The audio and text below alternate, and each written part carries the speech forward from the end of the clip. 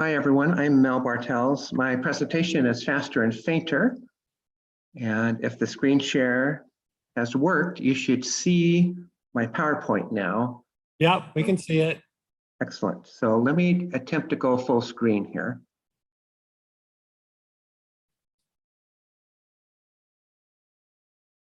Yeah, if you click on the fourth icon from the left at the very top, that'll do it. Very top. Very top, more, higher up. Right there, click on that. I was actually trying to figure out how to do the function key on my laptop because you got to do a couple of shortcut keys. Okay, it's full screen now. Looks good. Okay. So some drawings with my 30-inch, seeing the marvelous, and some thoughts on the scope after a year of operating. I'd like to start by taking a moment and remembering those who have gone before us. On the left is Steve Swayze, and on the right is Mark Cowan. Steve actually went to my high school. He's about 4 years younger than me. So I wasn't really aware of his astronomy interest until one night in the dark, as it is at star parties. I hear this voice, Mel Bartels. And I go, that sounds like Steve Swayze, but what are you doing here? And he goes, well, I build telescopes. And he had an 18-inch at the time, which was a marvelous telescope. And you might remember he would cart it on top of his car with a large model rocket nose cone protecting the diagonal, which is quite a scene coming up to the star party. And I had a 24 at the time, and he went up the ladder and looked at it. And of course, he came down the ladder saying that, oh, I got to have a 24. And he's not the only one to have said that, but he is the only one within a year of saying it to actually have a 24. And he didn't stop there. He went on to a 30, and he didn't stop there, and he went on to the 40, which you see on the left. Now, I am biased. I tend to believe what I see, and if I don't think it's possible, it's really hard for me to believe it. And here I am in line at the Oregon Star Party waiting to get a glimpse. I think maybe it was 7331. They're at 700 power or something like that. And people are coming down the ladder, experienced observers saying they've never seen anything like it. And I'm going like, yeah, right. Because I had calculated in my head that a 40-inch scope would not work. You'd see the Airy disk, seeing would be an issue.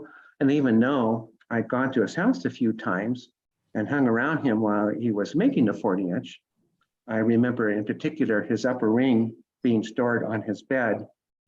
It was so massive. And so I go up the ladder and my gosh, the stars are pinpoint. 731 looks like the Andromeda Galaxy in my scope. And by the time I'm coming down the ladder, I'm formulating a new way of thinking and wondering what we can do to make a 50-inch scope. So I'm still not quite there at the 50-inch scope, but it was one of the great experiences. And I like to remember Steve for how bold and creative he was to push the boundaries of that. And then on the right is Mark Cowan, whose crystal clear depth of understanding of concepts and so forth. It was always refreshing to hear him explain stuff and so on. And this is actually at a Oregon Star Party telescope walkabout. He was a huge supporter of those.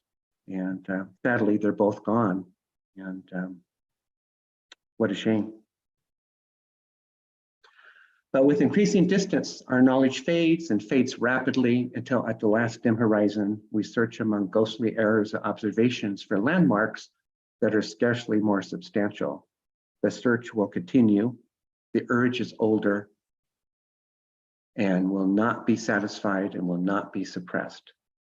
That's Edwin Hubble's words, and it's his last published paper, and he died shortly afterwards. And sometimes when I'm looking through the scopes and pushing the boundaries, I remember this quite a bit. So I have this 30-inch, it's f2.7, the mirror is 5/8 inch thick. And I'm wondering when I'm going to be able to see with it, what's new. You know, I discovered integrated flux nebula or galactic cirrus a few years before that. And typically in dark skies, the presentation is large nebulous patches that you begin to become aware of as you move the scope about. The boundaries are usually indistinct, but you could definitely tell. I mean, to an experienced observer, frankly, they're bright. They're not that hard in the dark sky. Here's Andromeda Galaxy on the left, as I saw it with my 6-inch. In the middle, as I saw it with my 25-inch at 2.6. And then on the right, the question is, through the 30-inch, what will I see? Will it be more smooth patches? Will it just be a little bit better than the 25? Well, I was stunned. It was a lot better than the 25. And the galactic cirrus begins to break up into patches. Maybe it's just coincidence that that scope works well with the galactic cirrus or IFN that's around the Andromeda Galaxy, but is quite a view. And indeed, down below it is my drawing, the M110 at high magnification, where you can see the dust lanes, and M110 itself is twisted, just like the Andromeda Galaxy is. And I have an article in the current December issue of Sky and Telescope with this drawing as the centerpiece of it. So I began to get distracted into galaxies, which is not my original goal with the 30-inch. Here's the antenna galaxy. And one of the neat aspects of the 30-inch with its degree field of view is that you aim and you look through there and you search around, and you have these wide fields of view. So the antenna galaxy, but there's kind of a ghost half antenna galaxy not too far away. And you can see these just barely in the same field of view, and it's a really striking view. And I began to get sucked into tidal tails of galaxy. Here's 4013 with that broad, unusual tail that comes out of the nucleus and loops around. Here's 4651, and you can see the faint galactic cirrus off to the left. I went back. Some 3/4 of all my drawings with galaxies have some integrated flux nebula. So in terms of the hypothesis, will the 30-inch reveal IFN? The answer appears to be yes. Now here's an interesting issue. So this is 5907. Those two images on the right are supposed to be of the same object taken by professional astronomers, and yet they are so different that it belies explanation to my mind. You can see that the two graphs or images are actually matched up, and yet one shows a double loop and the other one shows no evidence for that at all.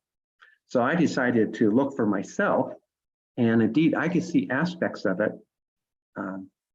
I could see a little bit of the curve underneath the galaxy and a little bit of the loop. And beyond that, there's a wall of IFN with a finger that comes into the galaxy too, just beyond the field of view. So perhaps visual observers have something to say. I couldn't quite see enough of the loop to say if it was there or not, though. But that I could see it at all was really thrilling. So here's 3310. It has a little shield off to the side. A typical look of galaxies is ARP 102. By the way, there's IFN that goes right through ARP 102 plus some streaks on either side. I thought that was interesting. M96 actually has a distant galaxy that looks to be embedded in its spiral arm. And because of the wide field and resolution, I can get the Owl Nebula and Hexen 50, which is a particularly challenging Hexen grouping of galaxies all in the same field of view, just barely, but it's quite a view. And guess what? Galactic cirrus flowing out of the Owl Nebula down and below to the right.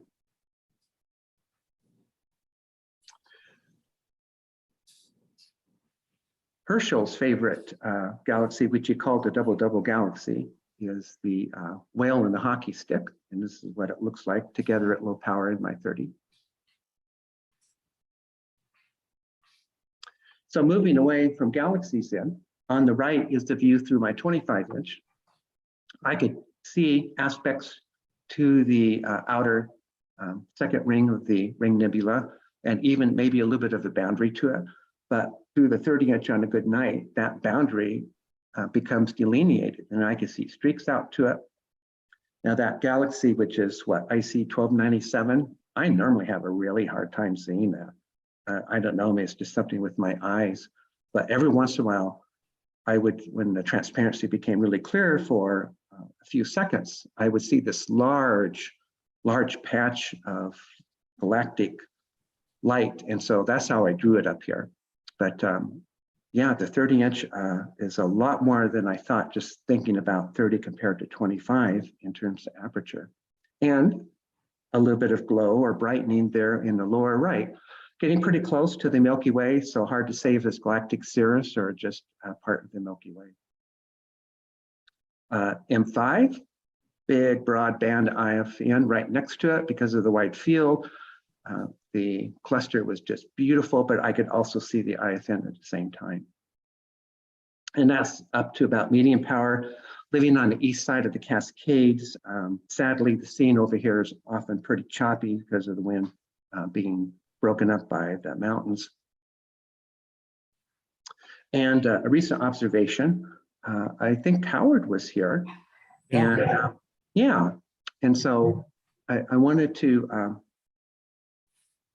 as one of my goals, see if I could trace galactic cirrus from M33 up to 31 and back again. And I was able to do that over and over again, both in my 6-inch and the 30-inch. So that is a real observational height. And Palomar cluster, the 30-inch works well when I do have good seeing at decent magnification, faint little sprinkle of stars in there. It's really pretty. I think this is one of the more difficult Palomars. I do recall one time looking for a Palomar and I just could not see it. And I just thought, what is wrong with me? What is wrong with me? And then I saw that what I was using had put a minus sign in the declination when it wasn't supposed to be there. So at least I didn't see something imaginary. But yeah, the Palomars can be pretty challenging. And one of my most recent drawings, the Sagitta constellation itself has this large bubble of nebulosity. It's really cool to see that in a large aperture scope because you can also resolve M71 into these arms at the same time. You see this really big, broad object. And then this is the first drawing I made for the 30. I just looked at the California, you know, because why not? And I was just shocked to see that I could see it broken apart into these streamers. It's not this blob of nebulosity that kind of maybe looks like California, but it's actually a bunch of streamers. And now we get to a night vision device supplied by Ed Allen on the 30-inch. And yeah, this is really something. It's a stunning view and it really turned my head around. There's apparently something about the speed of the mirrors and that they're silvered. So it has good transmittability in the longer wavelengths. And because of the aperture, we can turn the gain way down. And so it becomes this incredible view. And I would say the view through the eyepiece was at least this good, if not better. This is actually professional image. And yeah, you can see all the glowing aspects in there and it's very dynamic. The contrast is very high. So that was a really stunning observation with the 30-inch. And here's my drawing on the left of the pelican. And in particular, I'm looking for the glows at the end of those two dark streaks or worms. And through the night vision device, I could not only see the glowing at the end, which is new star forming regions, but I could see the edges of the dark nebula glowing too. And I would say that the drawing on the right, I adjusted it to fit my visual memory of what it looked like through the night vision device, through the 30-inch. So really amazing. Okay, so that's the drawing, some of the observations I've made. So let me talk about the telescope for a moment. So I've long admired Andrew Common, self-made man. He made a 60-inch and it turned out astigmatic.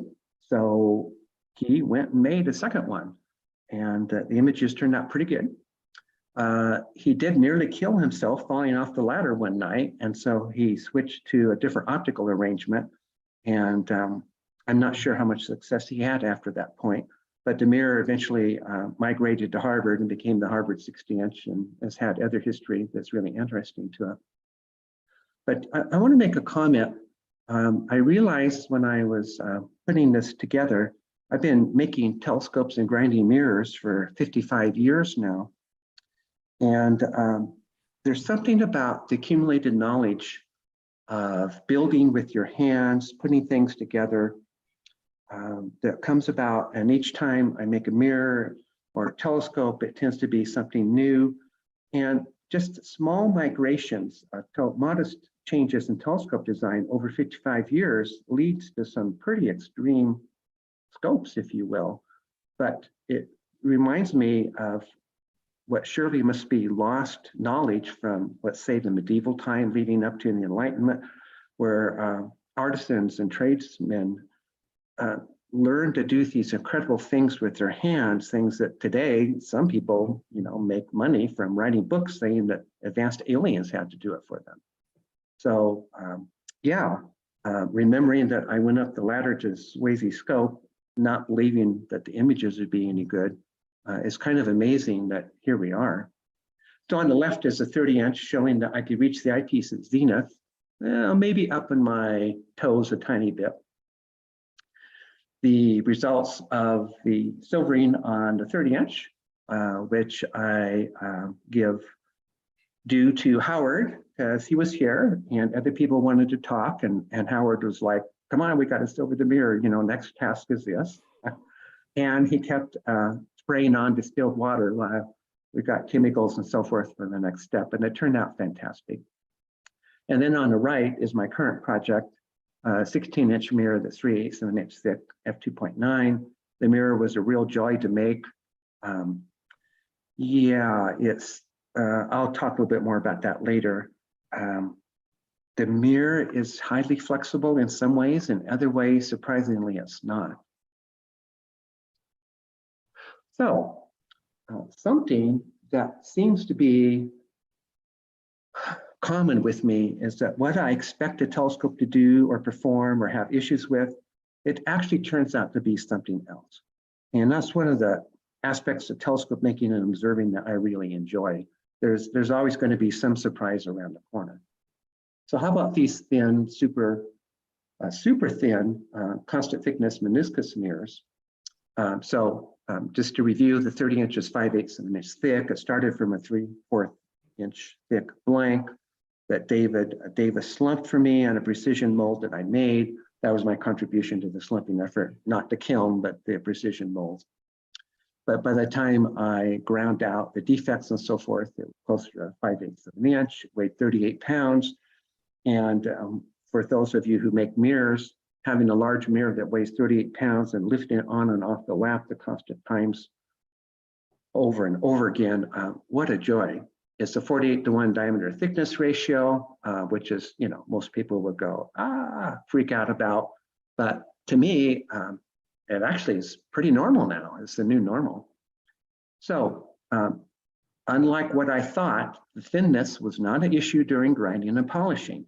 I do try to overcome that by having the mirror sit on top of the full-size tool. That's how the mirror is supported. I did discover, not only with the 25, but particularly with the 30s, that I need to support the mirror while I am testing it during parabolization, the same as in the finished telescope, because the flexure is just so extreme that you got to declare the surface to be something. And so the mirror cell, how it holds the mirror, kind of becomes a reference point.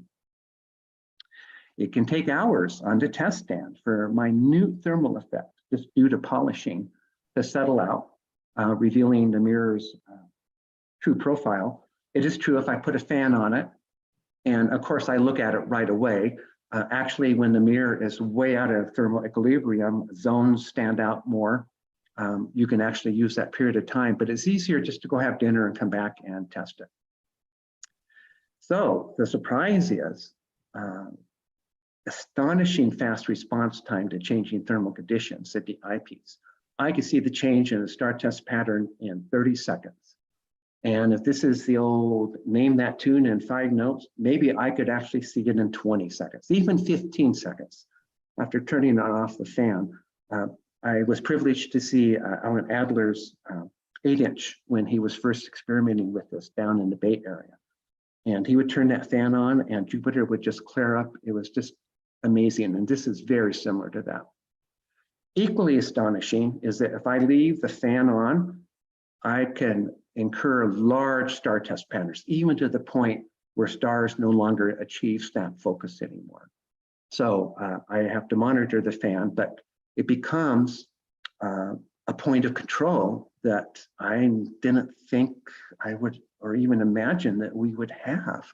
I mean, imagine being able to fine tune the figure of your mirror just by turning the fan on and off a couple of times during the night for half minute to 1 or 2 minutes. So the conclusion I reach from that is the same as back when I started making mirrors, is that the most important priority is to achieve a smooth paraboloidal surface free of zones. And that these thin constant thickness meniscus mirrors seem to act like bimetallic strips. If the front and the back have the slightest temperature difference, is going to bend over or uncurl in different amount of parabolization. It's very different, starkly different than standard thickness mirrors. So the question then is what to do about this. And so I've isolated the mirror in the optical path, as I'll show you in just a moment. And I have a small CPU fan, 1-inch fan, that I control to achieve a nice star test throughout the night. And you can see that here on the left. I have some signboard that is felt covered on the inside and then silver painted on the outside to complete the mirror box, and then shroud that helps control the thermal conditions around the mirror, keeps the front of the mirror from cooling too rapidly. And then you can see on the back, I don't really even have a switch. I just plug it in and out because I only typically need to turn the fan on once or twice a night, just for a minute or two. And if I accidentally leave the fan on because I start talking to someone for a while, the mirror will go bad. But as soon as I turn the fan off, within a couple of minutes, it comes back to where it can snap focus again. I also really like the 3-axis approach to it. It naturally transitions into altitude action as I aim up toward the zenith. And since I like to go for wide fields and even high magnifications, I still move the scope around to see what else might be nearby with the higher resolution. So that works out well. So I want to just take a moment and say something about what I think is going on here. So I've read that people have accused me of speaking like astrology or in spiritualist terms, that Enkidu is this mysterious concept that, you know, you wave a magic wand and the scope has some Enkidu pixie dust or something. And it's not like that at all. In fact, it is really simple. It's just field and aperture. That's all Enkidu is, or at least how I'm using it. And Enkidu is simply the aperture, the area of the aperture squared, and the true field, the area of the true field, and multiply the two together.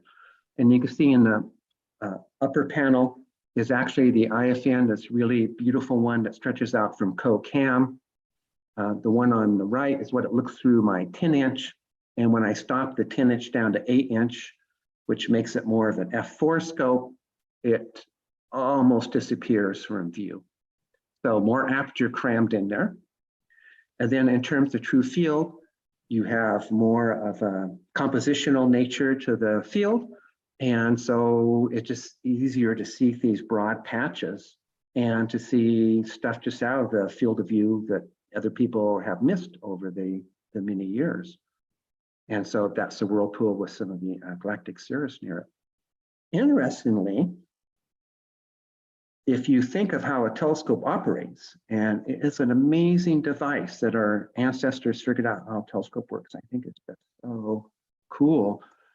But you also understand that there's an aperture at the pupil, and you have an apparent field to the eye. And so you will get the exact same Entendue number if you, respecting units of measurement, of course, if you just take your eye pupil area and the apparent field area. So if those two are related. So we just take a minute and review how a telescope works. You have this entrance pupil with way over there, that little yellow arrow pointing downward. That's the object at infinity. And you can see how the objective focal length determines the field stop or the size. That's the sole determiner of that. And then the eyepiece magnifies that into a giant, brighter yellow arrow. And that light's congregated at the exit pupil and pushed into the eye that then focuses it onto the retina. So how does this look in real life, not just in a schematic? So here's my 13-inch zip Dob. So entrance and exit pupil drawing. So down here on the lower left, you see the entrance pupil is 13 inches.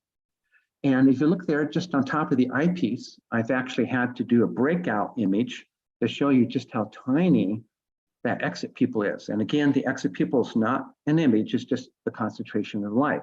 If it's anything at all, I believe it's an image of the entrance aperture. But look how tiny that is. That ratio is a magnification. Once you have the magnification, you can now calculate the real field from the apparent field. You can also calculate the light gain, or what William Herschel used to call space penetrating power. And then you can also take a stab at what resolution might be based on what the eye can do in terms of resolving power.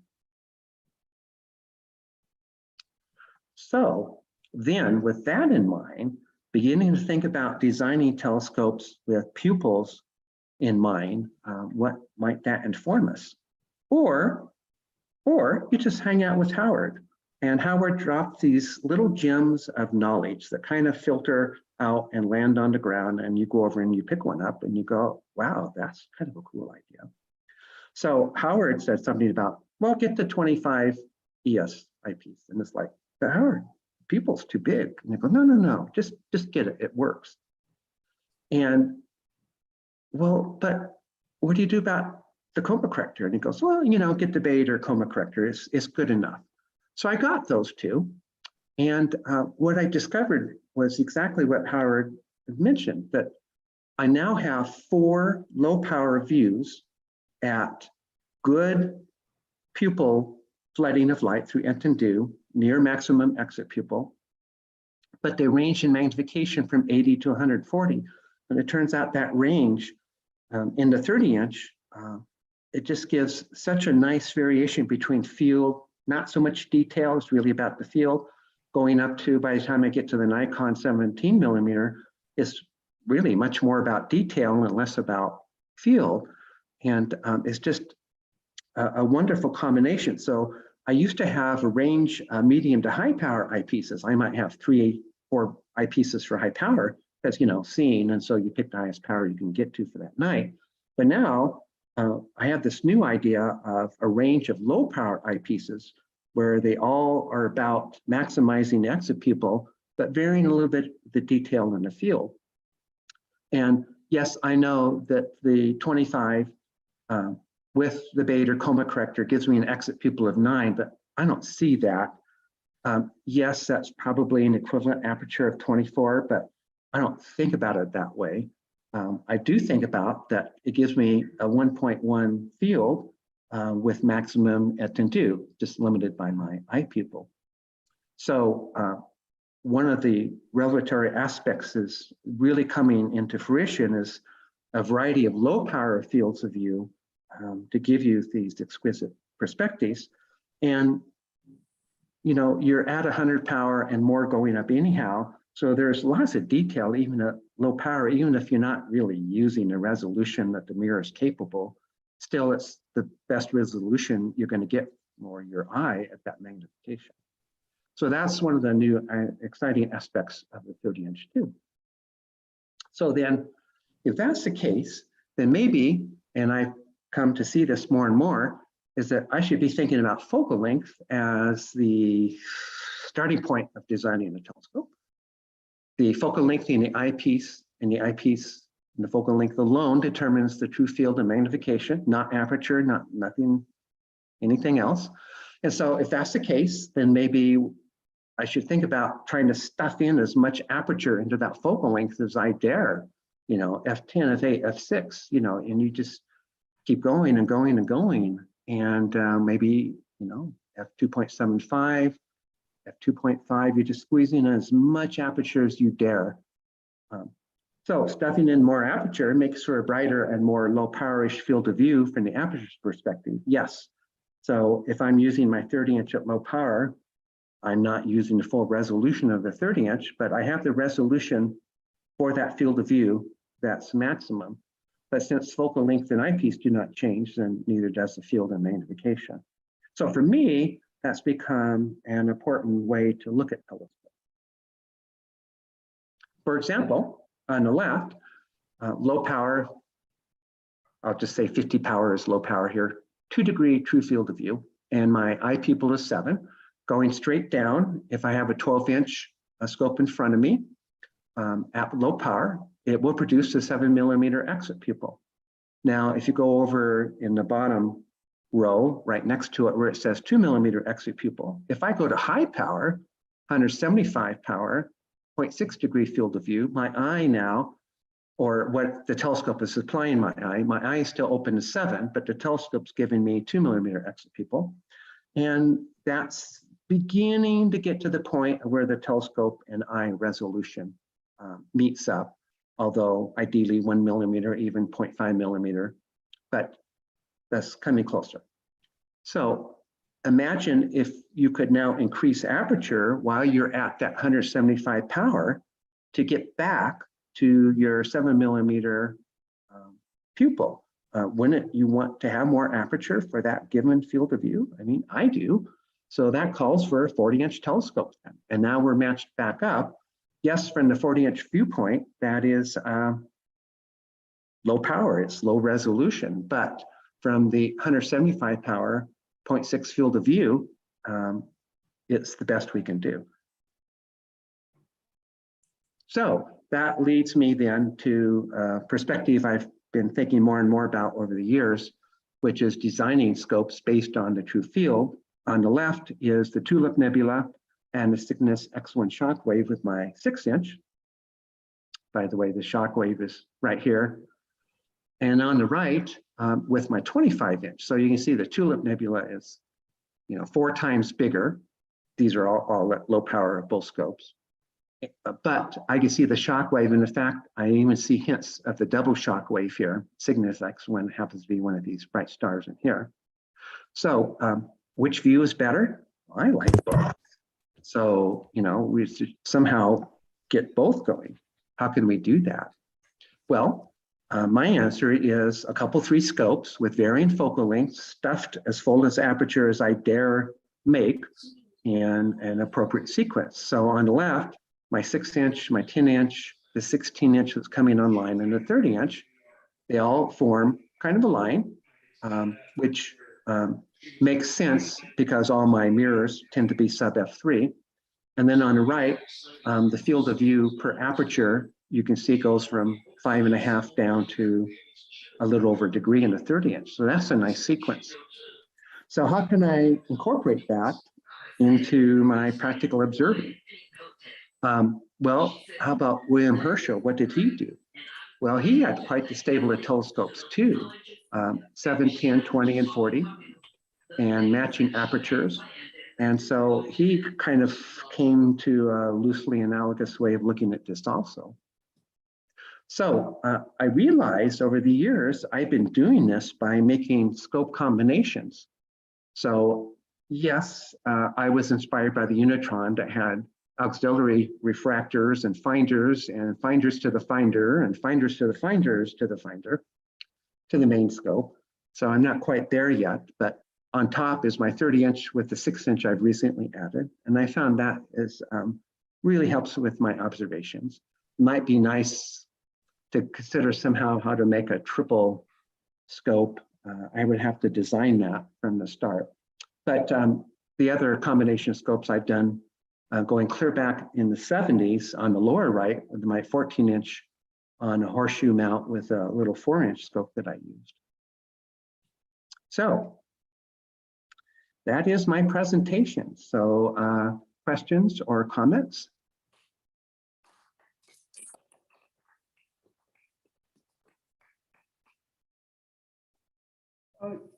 Mel, I've got a question about the bimetallic property here. Can you hear me?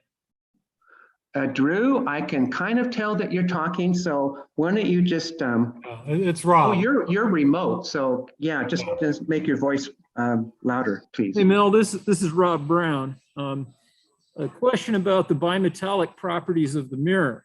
And I was talking with Howard about a month ago. You remember that? Oh, yeah.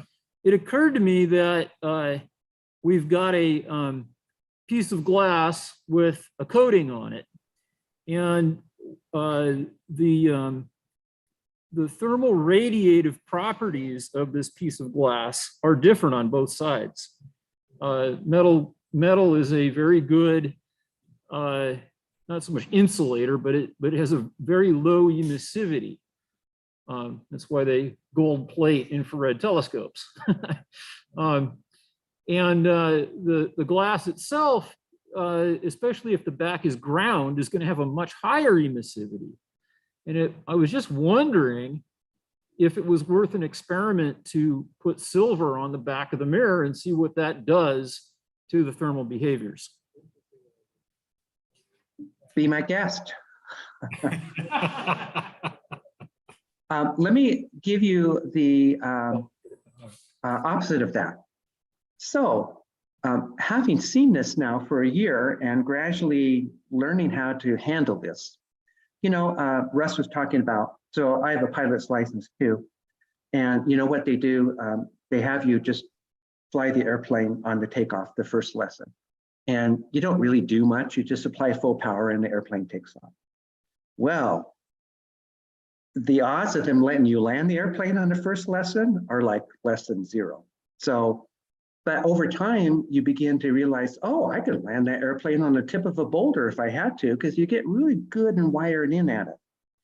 So here I am, start testing these after a year now, or looking back on the start testing, wondering, how did I pull off the start test with this much variability? And I realized I wheel the scope out and I plop it down and I read the image immediately.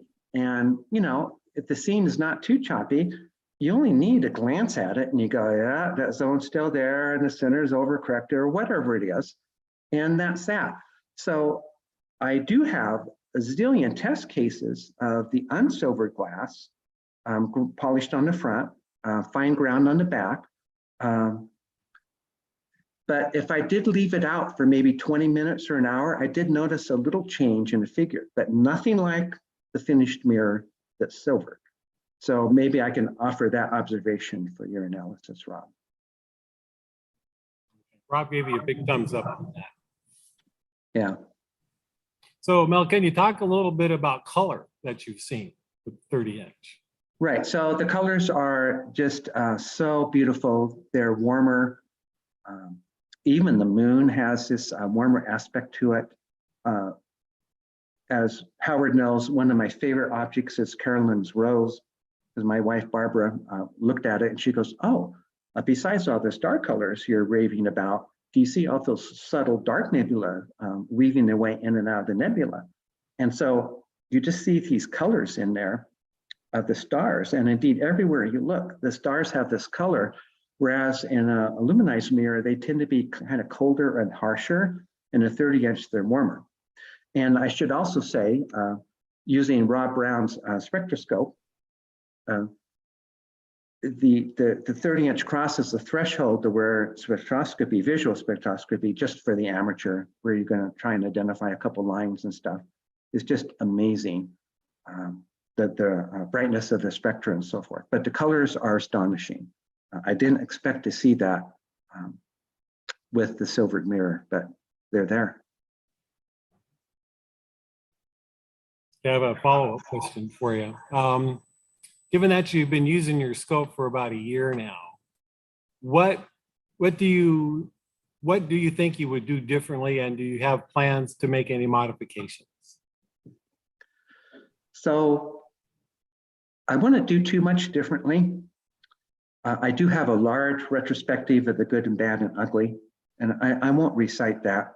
I think I've been making scopes for a long time, so I adopted a rather conservative aspect to the 30-inch. I made the entire scope out of 1/4-inch Baltic birch, so the scope weighs just 100 pounds. I thought I'd be able to pick it up and carry it around, and I can, but it's really bulky, and the bulk is a problem.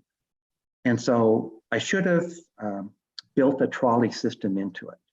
And maybe I should have thought about building a 6 and 10-inch more integrate it more into the 30-inch. But I was just so focused on trying to get the 30-inch mirror done, the 2 mirrors, and get something out the door. So, you know, you start out with these grand ideas, and then you compromise with what you can do within a time period.